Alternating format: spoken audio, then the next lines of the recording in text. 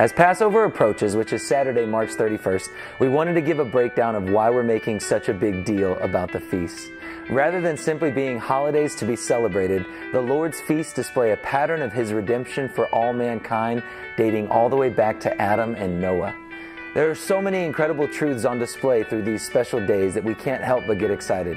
Not only the fact that Jesus died on Passover, or that He was carefully examined before, during, and after the cross, which coincides with the Feast of Unleavened Bread, or even that He raised from the dead on the Feast of First Fruits, or even that He gave His Spirit on the Feast of Weeks, or Pentecost.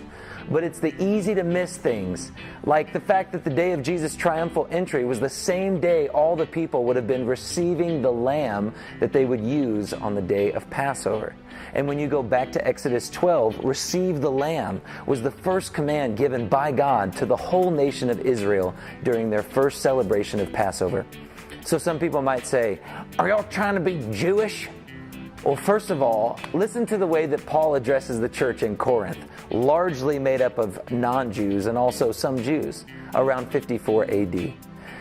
Don't you know that a little yeast leavens the whole batch of dough? Get rid of the old yeast so that you may be a new unleavened batch as you really are. For Christ, our Passover lamb, has been sacrificed. Therefore, let us keep the festival not with the old bread leavened with malice and wickedness, but with the unleavened bread of sincerity and truth. He's using the feasts like they're part of everyone's common speech. Did you know that for centuries, Gentiles and Jews alike celebrated Passover together? In Colossians and Hebrews, it's explained that these feasts were meant to be a shadow for things that would unfold in Christ, but also things that are to come.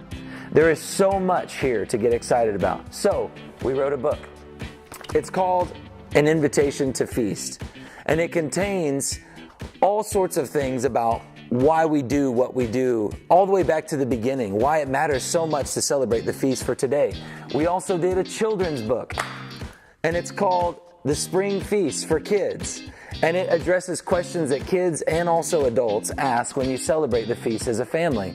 We also put out some original songs on a new EP called The Feast Volume 1. These will be on Spotify and iTunes by next week. So don't forget to visit the website to find ideas, including a typical night of celebrating the feast with a collection of ideas for how you can celebrate in your home. It's www.thearisingchurch.com/feast. And although this is new for a lot of people, don't be overwhelmed. If this is something that you would like to do and you need some help, reach out to us. We will also have host homes celebrating if you want to join up with others. So that's it for now. We'll be updating everyone on Facebook and Instagram with the hashtag Spring Feast over the next few weeks. And don't forget to join in on the celebration Saturday, March 31st. So goodbye for now and blessings to you all.